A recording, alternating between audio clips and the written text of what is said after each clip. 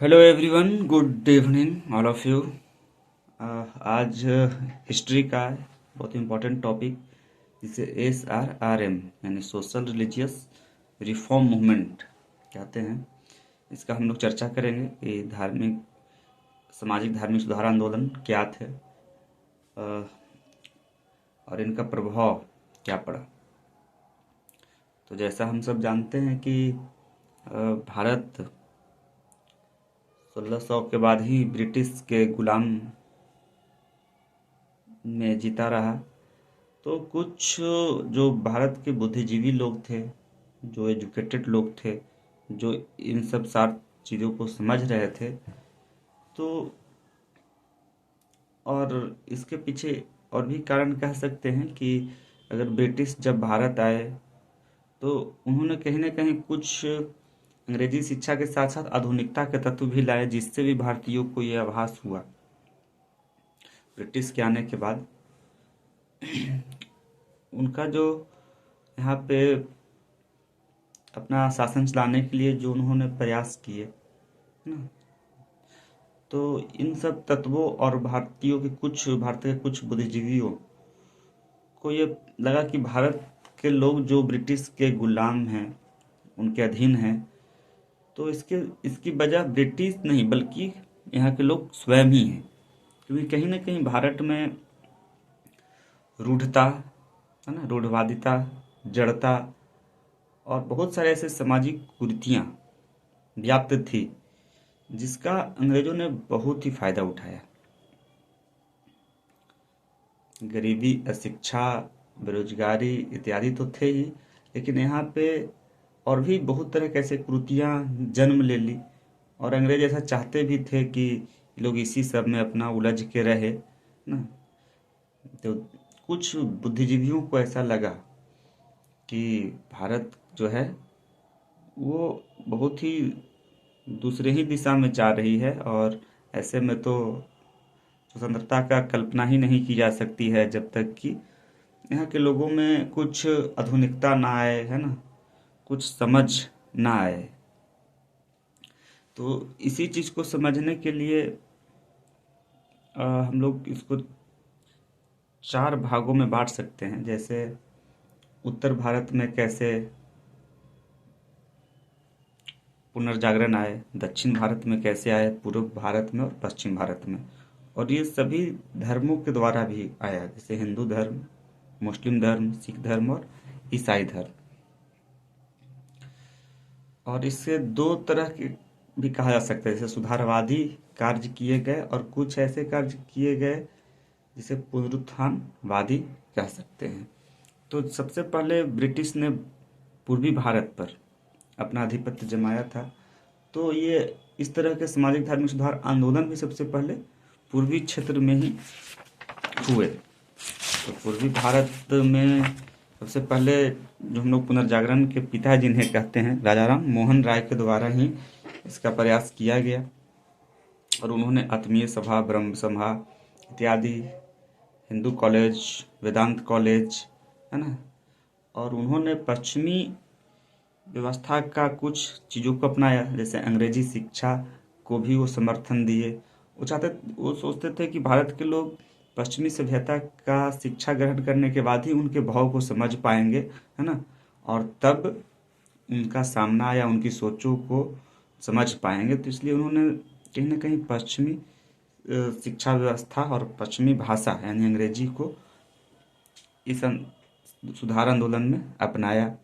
फिर उन्होंने बाद में चल के भारत की जो कुरीतियाँ थी, जैसे सती प्रथा, है ना, तो इसका भी उन्होंने पुरजोर विरोध किया और इसको समाप्त करने में विलियम बेंटिंग से सहयोग भी प्राप्त की। विलियम बेंटिंग ऐसा नहीं चाहते थे प्रारंभ में, बट इनके प्रयासों के द्वारा उसने ऐसा किया। तो ये कहा जाता है कि विलियम बेंटिंग के शासनकाल में, बट वो क्यों चाहते,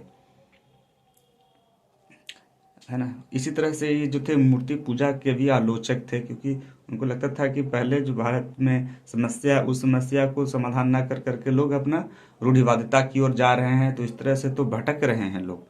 तो मूर्ति पूजा के भी ये विरोध करते थे, कर्मकांड का विरोध करते थे, तीर्थ यात्रा का आलोचना करते थे, है ना, बहु विवाह का आलोचना करते थे, वेश्यावृत्ति की आलोचना करते थे, जातिवाद का आलोचना करते थे, विधवा पुनर्विवाह का समर्थक थे। तो और ये लोग जो है मतलब कि पूर्ण परिवर्तन, इन लोगों के सोच में ये था कि पूर्ण परिवर्तन के द्वारा ही कुछ सुधार संभव है। तो आमूलचूल परिवर्तन करना चाहते थे। उसी तरह से अगर पूर्वी भारत में देखें तो हेनरी विवियन डेरोजियो ने भी युवा बंगाल आंदोलन इत्यादि सुधार आंदोलनों के तहत बहुत सारे ऐसे उत्थान करने का प्रयास किया। ईश्वर चंद्र विद्यासागर पूर्वी भारत में, उन्होंने भी हिंदू विवाह पुनर्विवाह एक्ट उन्हीं के एफर्ट के कारण 1856 में लाया गया। देवेंद्र नाथ टैगोर थे जो तत्वबोधिनी सभा के संस्थापक थे। केशव चंद्र सेन थे। और फिर स्वामी विवेकानंद, जिन्हें कौन नहीं जानता है, तो वो भी सामाजिक धार्मिक आंदोलन में सहयोग किए। सामाजिक धार्मिक आंदोलन मुख्य रूप से 19वीं सदी में ही इसका ज़्यादा ये किया गया। उसी तरह से अगर पश्चिमी भारत में देखें तो पश्चिमी भारत में मूल रूप से सुधारवादी नीति का प्रयास किया गया कि मूल ढांचा को समाप्त ना कर जो ढांचा बना हुआ था उसी में सुधार कर करके और सामाजिक धार्मिक सुधार की जाए। यह मूलचूल परिवर्तन तो नहीं कह सकते हैं, लेकिन क्योंकि पश्चिमी भारत में ज़्यादा सफलता उन्हें मिली, क्योंकि वो लोग जो है कि उसी सिस्टम में को उसकी व्यवस्था जो बनी हुई थी उसी व्यवस्था में रहते हुए उसमें परिवर्तन कर रहे थे।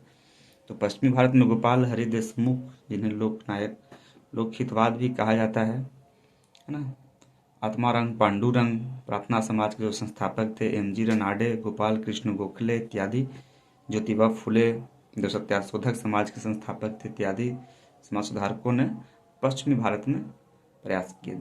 अब इसके बाद दक्षिण भारत में देखो, दक्षिण भारत में उतना सुधार नहीं हुआ क्योंकि वहाँ ब्राह्मणों का वर्चस्व था, चाहे वो आर्थिक हो चाहे प्रशासनिक हो और सभी प्रणालियों में। और वहाँ के जो समस्या थे वो कहीं ना कहीं ब्राह्मणवाद के विरुद्ध ही थे। तो वहाँ पे उतना ज़्यादा नहीं मिल पाया वहाँ पे, लेकिन फिर भी वहाँ पे वेद समाज और ब्रह्म समाज इत्यादि कार्य किए गए, जिससे कि वहाँ की भी व्यवस्था में सुधार देखने को मिला। और उत्तर भारत में अगर देखें तो आर्य समाज, थियोसॉफिकल सोसाइटी इत्यादि धार्मिक सुधार आंदोलनों के वजह से उत्तर भारत जो समस्या थे वो समाधान हुआ। और ये सभी आंदोलनों ऐसे नहीं थे कि किसी क्षेत्र विशेष का आंदोलन सिर्फ वहीं का कार्य करते थे, बल्कि उनका इफेक्ट पूरे भारत में भी पड़ता था। एक क्षेत्र में ही भले ही क्यों ना शुरू हुआ हो किन्हीं के द्वारा, लेकिन उसका प्रभाव कहीं ना कहीं भारत के पूरे ही सिस्टम पे पड़ता था। उसी तरह से मुस्लिम सामाजिक सुधार आंदोलन में भी वहाबी आंदोलन और देवबंद आंदोलन इत्यादि आंदोलनों को देखें तो इन लोगों ने भी सुधार का प्रयास की। पारसी सामाजिक धार्मिक सुधार आंदोलन में दादा भाई नौरोजी ने बृहद प्रयास किए। तो इस तरह से सभी धर्म के लोगों, सभी क्षेत्र के लोगों के बुद्धिजीवियों के द्वारा ये प्रयास किया गया। और मूल रूप से धर्म कुरीतियाँ, सामाजिक कुरीतियाँ जो थी भारत में, जैसे सती प्रथा यानी बाल विवाह है ना, पुनर्विवाह नहीं करना तो पुनर्विवाह के लिए प्रोत्साहन देना, कॉलेज की स्थापना करना। जैसे पश्चिमी भारत के लोग लोकल क्षेत्रीय भाषा में इस आंदोलन को बढ़ावा दे रहे थे, वहीं पूर्वी भारत में जो आंदोलन शुरुआत हुआ वह पश्चिमी सभ्यता की भाषा और संस्कृति को अपना कर करके विकास कर रहे थे। दक्षिण भारत में भी वही लोकल क्षेत्रवाद, और उत्तर भारत में आर्य समाज जो थे पुनरुत्थानवाद के समर्थक थे वो लोग, कि आमूलचूल परिवर्तन हो। मुस्लिम धर्मों का भी कुछ अपना सिद्धांत थे, वहाँ पे जो समस्याएं थी उन लोग तो कहीं ना कहीं बाद में चल करके, हालांकि ये सांप्रदायिकता का भी बढ़ावा दिया आगे चल करके, लेकिन इससे बहुत सारे भारत के लोगों में है ना, जनमानस में बहुत ज़्यादा सुधार आया। और कहीं ना कहीं स्वतंत्रता संग्राम में इसका बहुत बड़ा रोल हुआ। नहीं तो रूढ़िवादिता में ही लोग रह जाते तो जो महात्मा गांधी के आंदोलन हुए तो वो इतना आसानी से महात्मा गांधी अपने आंदोलनों में सफल नहीं हो पाते। उसके पहले जो सामाजिक धार्मिक सुधार आंदोलन चलाए गए तो उसका बहुत ही मेजर इफेक्ट देखने को मिला। भले ही इन आंदोलन जो है धर्म के ऊपर बहुत हद तक नहीं उठ पाए, जात पात के से ज़्यादा ऊपर नहीं उठ पाए, लेकिन प्रथम प्रयास तो कहा ही जाएगा, क्योंकि भारत के लोगों के द्वारा और भारत के लोगों में सुधार करना तो एक तो बहुत ही अच्छी कदम थी कि सीधे पहले अंग्रेज से न लड़ कर करके पहले खुद को इम्प्रूव करिए, और इम्प्रूव कर करके अगर खुद की चेतना उस स्तर पर चल जाएगा, और आया भी था, तो ये कहीं ना कहीं आगे भारत के आज़ादी में बहुत ही मददगार हुए हैं सामाजिक धार्मिक सुधार आंदोलन। और ये सारे जो सुधारक थे, दादा मोहन राय, ईश्वर चंद्र, केशव चंद्र सेन, विवेकानंद, है ना, देवेंद्रनाथ ठाकुर, आत्माराम पांडुरंग, एम.जी. रनाडे, गोपाल कृष्ण गोखले,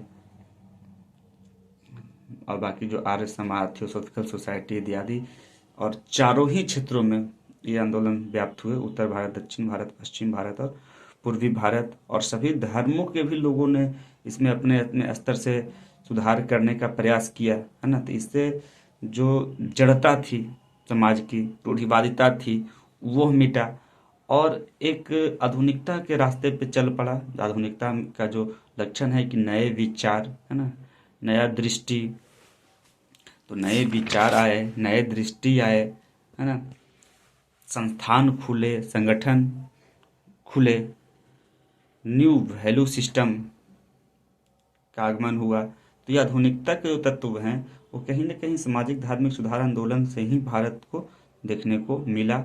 और जब भारत के लोग अपने पैरों पे खड़े हो गए, अपने समझ पे खड़े हो गए, खड़े उतरे, तो फिर इन्हीं लोगों के द्वारा ब्रिटिशों को यहाँ छोड़ने पे मजबूर किया गया। क्योंकि महात्मा गांधी या कोई भी क्रांतिकारी स्वयं या अकेला क्या ही करते, अगर उन्हें सहयोग, जनमानस का सहयोग नहीं मिलता, और जनमानस इनकी भावनाओं को अगर नहीं समझ पाते, तो कोई भी क्रांतिकारी, कोई भी जो आंदोलन थे, राष्ट्रीय आंदोलन, वो सफल नहीं हो पाते।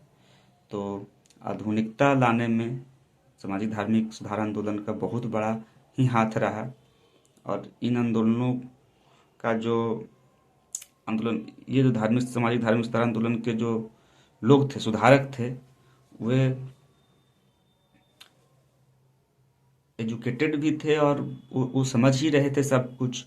तभी तो वो सारे कहीं न कहीं कुछ वेस्टर्न कंट्री से, तो कुछ प्राचीन काल से, तो कुछ मध्य काल से प्रेरित हो रहे थे।